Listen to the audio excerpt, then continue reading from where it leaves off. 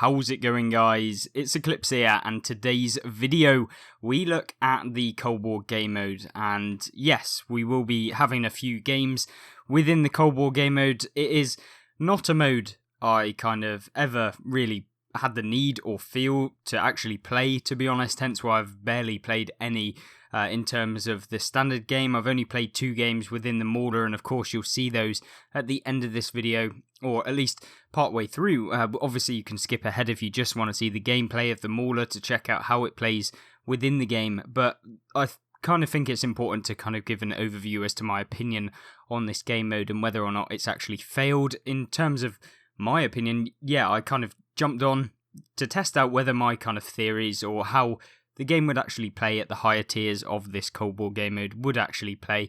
I thought, to begin with, it would be pretty awful, and to be honest, I'm not really that much surprised that it really is pretty bad. I'm not enjoying it whatsoever.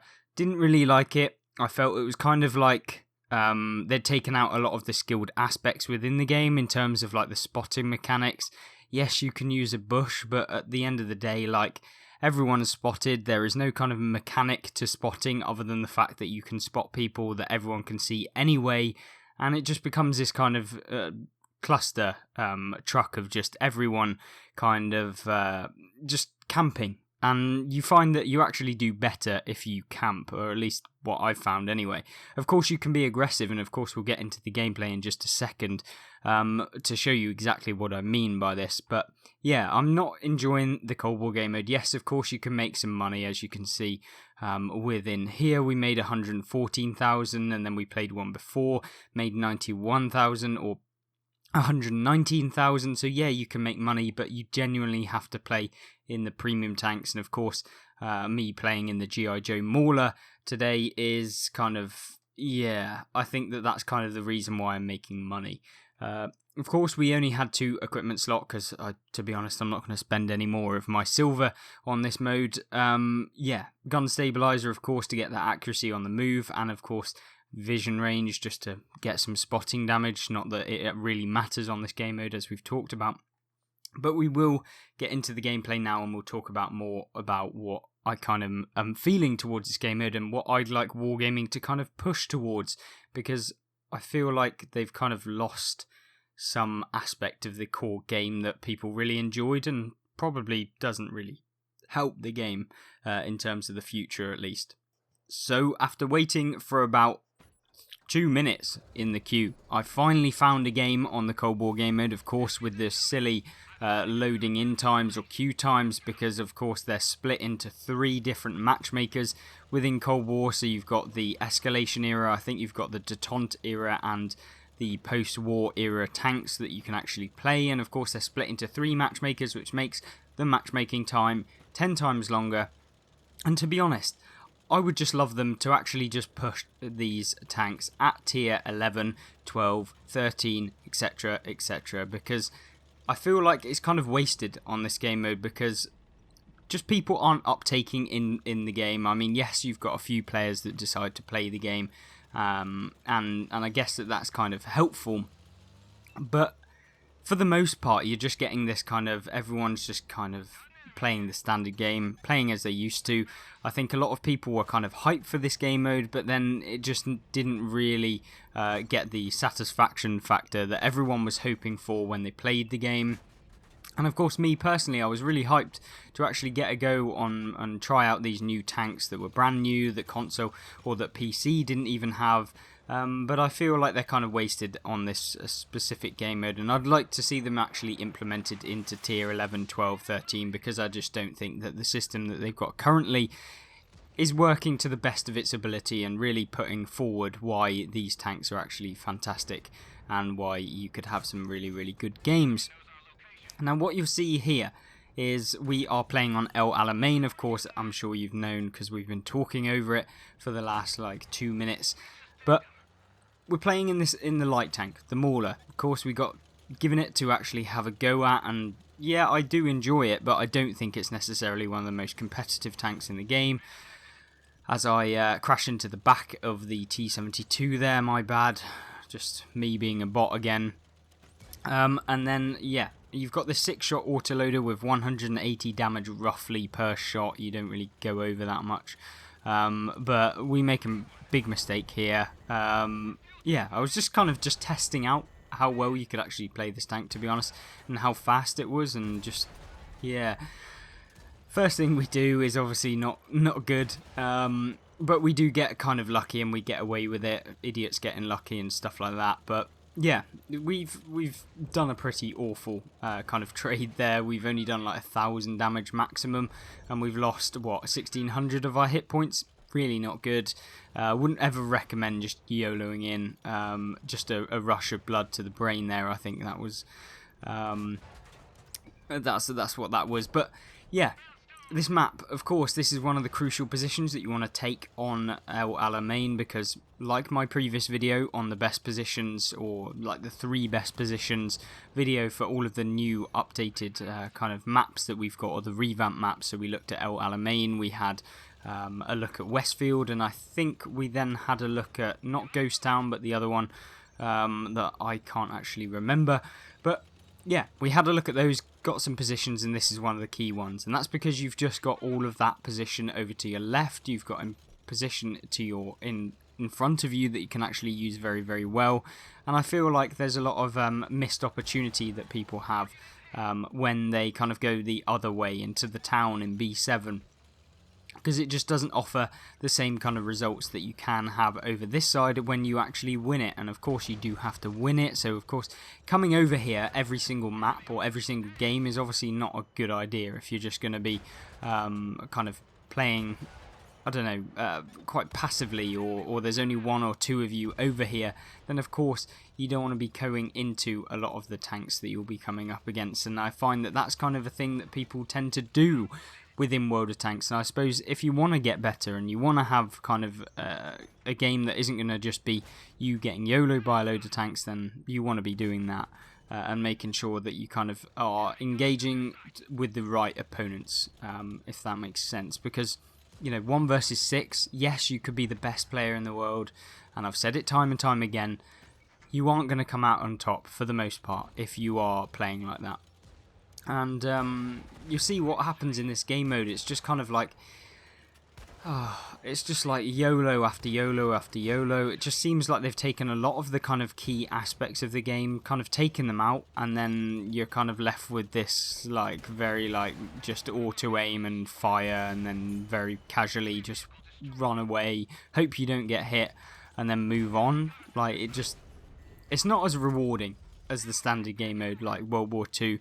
I think that the skilled aspects that they've taken out of the game have just kind of led to that, and you've got things like there's no spotting and stuff like that I just think it could have been so much better. It should have been so much better, and I think that if they just added these tanks into the World War II on top of the tech trees that we currently have, we could have some fantastic like results playing in those. And I don't think it would hinder the matchmaker too much. I think Wargaming are worried about messing up the current game that they've already got. But if you design it well, you ask the players what they actually want using various different kind of polls or whatever it is that you decide to use as the system to ask players, then I think that could be a great help as we just take ourselves out of that game. Second gameplay is much, much better, so we'll get into that as the results kind of roll on. But in terms of what the video is kind of talking about, you know, making sure that you kind of have these game modes that actually people want to play. Because that's my problem at the moment within World of Tanks console, is that there's not enough diversity, there's not enough stuff for you to actually grind towards other than the fact of grinding out tanks.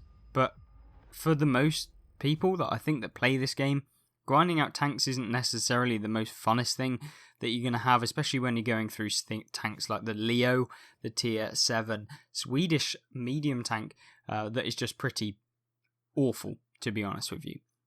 And I think that if Wargaming want to really push this game to the next kind of level, adding this game mode on top of the tier 10s within the current one, then I think that would be a better choice for them. Kind of scrap the whole World War II and Cold War game mode, merge them into one, but don't add True Vision into the World War II mode. I think that would be a very, very big mistake. And I think if you really want the True Vision mode, have some sort of casual game mode that you can play alongside, maybe rename the Cold War to something else, and then just allow players to choose whether they want the True Vision mode, where they can have bots. And I'm sure, as many of you have said before in a lot of the polls and a lot of the stuff that we talked about, that it's very unlikely that you actually want to play the True Vision mode anyway, comparatively to the World War II. Of course, there's some people that do enjoy it, and I think that that is good. I think it's great that Wargaming do apply some new things, try out new things, but I just, in my opinion, don't think it works very well. It just takes that aspect of skill out of the game, of a game that kind of has been dumbed down, I guess, from the PC version as well. So I think that removing more skill options within World of Tanks console kind of leads to this very, very casual game that, of course, yes, that's good for the most part. It makes it easier to kind of get the hang of, but I think that they haven't made it easy in terms of the actual grinds from like tiers 5, 6, 7. There's not enough tutorial system, so it's all good and well saying that, you know, True Vision helps the new players get into the game and they don't have to learn all of these spotting mechanics and everything like that. Every single tank that they see is rendered into the game, whether it's actually spotted or not.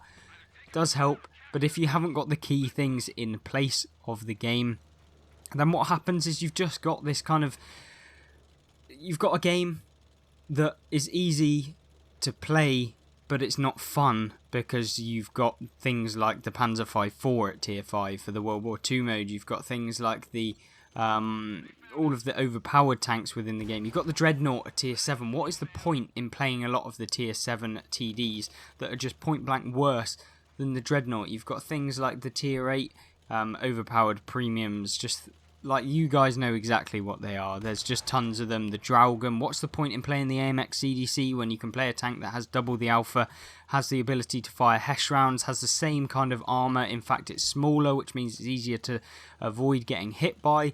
It has bouncy kind of angles, which means that opponents can actually bounce off you. It's fast as well. It goes the same kind of kilometers an hour forward. So what is the actual point in playing tanks like the CDC, and even playing some of the tech tree tanks? What is the point unless you really are going towards some overpowered tier 10 within the game? And I think that that is kind of a problem that World of Tanks have with regards to the new player experience. And I think, I'm not trying to rant here, I'm just kind of trying to outline some of the key kind of aspects of the game that I think is kind of lacking right now. And I think it's always cool to kind of get a bit of a discussion going, because I don't think that we have necessarily as many discussions as we probably should on this channel, or at least within World of Tanks. I know that we, on this channel as a community, do have a lot of discussions regarding the game, and I think that that is crucial, and hence why I do these kind of videos where, yes, you've got the gameplay in the background where you can learn from or whatever and see what the tanks are like, because to be honest with you, you'll know how this plays. If you've ever played an auto-loading light tank, then you know exactly what it is. Don't get hit. Make sure that you surprise the enemies. Make sure that their health is low enough so that you can clip them with ease, so that you don't have to high roll any of your shots to be able to take them out. Remember, you can always reload your auto-loader when you need to, like I'm doing now. Remember, you can move. Remember, you've got things like the True Vision, which makes seeing enemy tanks so much easier. So yeah, you've got plenty of things that you probably already know when it comes to your light tanks. It's just putting them into practice for you to be able to have better games. But yeah, with regards to the actual kind of topic of the video and being this Cold War game mode and whether it's failed, I think, in my opinion, in terms of what Wargaming probably wanted from the game mode, this big revitalization and loads of new players coming onto the game and playing the game mode, I don't think it's worked. I think it's it might not have failed, but it's certainly not worked out like they probably wanted. And I would expect that they probably wanted it to be more 50-50, or at least more players actually playing the Cold War game mode.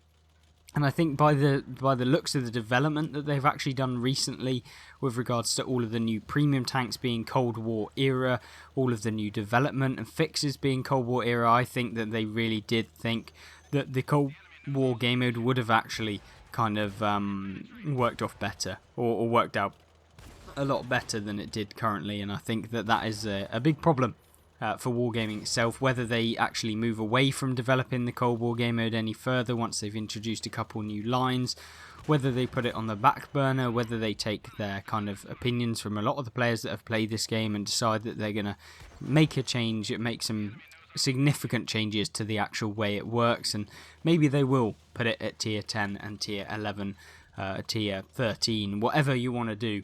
Wargaming, I think that there does need to be some changes. I'm not saying it has to be drastic, I'm not saying it has to be massive, but what I would like to see is them acknowledge that the game is actually somewhat not working as intended right now, at least for the most part. In terms of the Cold War game mode, I think it would be nice to have a game mode like this. You know, I find it very interesting having the rockets and stuff like that you can actually play, but I do think the era system and the way it kind of works just doesn't really work in terms of the matchmaker. It's too slow, which puts off players. Like, imagine having to wait 2 minutes every single time you want to play a game.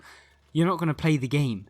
2 minutes just to get into a game, like, especially if you're a new player, which of course Wargaming have a lot of new players playing the game every single day, and of course most of them don't stay for any period of time. As I'm sure you know, I'm sure some of you have, you know, been a fairly new player and then you've never maybe played the game anymore, or, you know, I'm sure you've got all of the various different reasons that you don't play the game, or you do play the game. But yeah, I think there's definitely an area of the game that definitely needs some kind of consideration when they look at what they need to do next and what should be done next. Because yes, you can do all of these fixes, you can do all of these updates that we cover on a weekly basis, all of the Wot Console update 6.0 malarkey that just led to some really big problems within Wot Console, and I guess what I'd like to see is just some kind of big updates coming to quality of life like they've been mentioning. I don't know whether that's actually going to happen. Hopefully, maybe.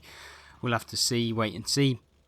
And I think that there is a lot of different things that will get better as we move forward within World of Tanks console, and I think that that will be really, really good and a really good change for the game. But I do think something needs to be done with this game mode because it just doesn't have the player base playing it enough or as frequently as they kind of need to keep it fresh and to keep you going through game after game after game. Because even if I click next battle straight away after the battle, it still takes like weeks, or not weeks, but, you know, minutes to be able to get into the next battle, and that's considering that all of the players within that current game are most likely going to be searching for another game in this one. And yeah, kind of find that really annoying to kind of play, and I don't really like the game mode that much. I think it's not particularly very hard. I think most of it is just World of Auto Aims, which I'm sure many of you know about, but yeah, I guess it's down to the kind of playstyle that you like to have. Yeah, I don't think it's particularly that skillful, this game mode, at least from my opinion. Anyway, and I'm sure many of you have different opinions, which I'd like to see in the comment section down below. Of course, maybe we should move on to what the Mauler is actually like. And you've seen me pick up a ton of damage in this game, 5,600 already, which I don't really know what a good result is in the Cold War game mode, because of course everything has a lot more hit points in terms of every single tank in the game, and of course you have a lot higher DPM within the game in every single tank that you play. So I guess having 6k damage isn't an awful one. It's certainly probably not the best highest damage game anyone's ever had in the Mauler, and I guess I could call it a good result. Maybe the 3,000 one was a pretty poor one, I guess, considering this is probably like a tier 11 or 12 within the game. So yeah, interesting, very interesting. And of course you see me trying to blind fire that guy that's up on the top left, because we knew he was there. He's been camping all game and just trying to blind fire people or see them across the map. And of course using the bushes, kind of why I don't like this game mode, because it introduces that into the game. You know, that guy was sat there for the entire game just waiting for his team to do stuff whilst he just sniped people in the base. So yeah, not a big fan of that. I was going to YOLO this guy, like jump on him, but I decided against it.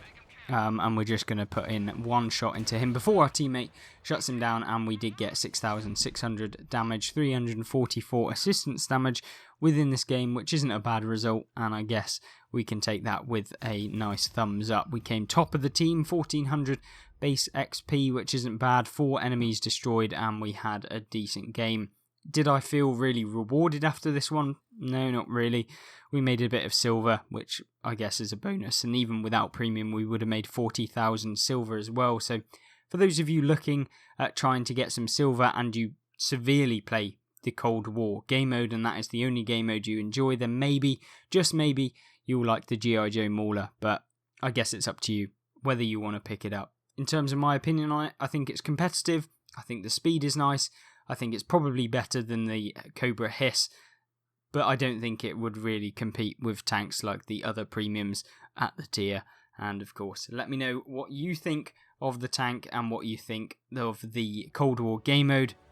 And maybe, just maybe, some good changes will come of this video, but to be honest, I doubt it.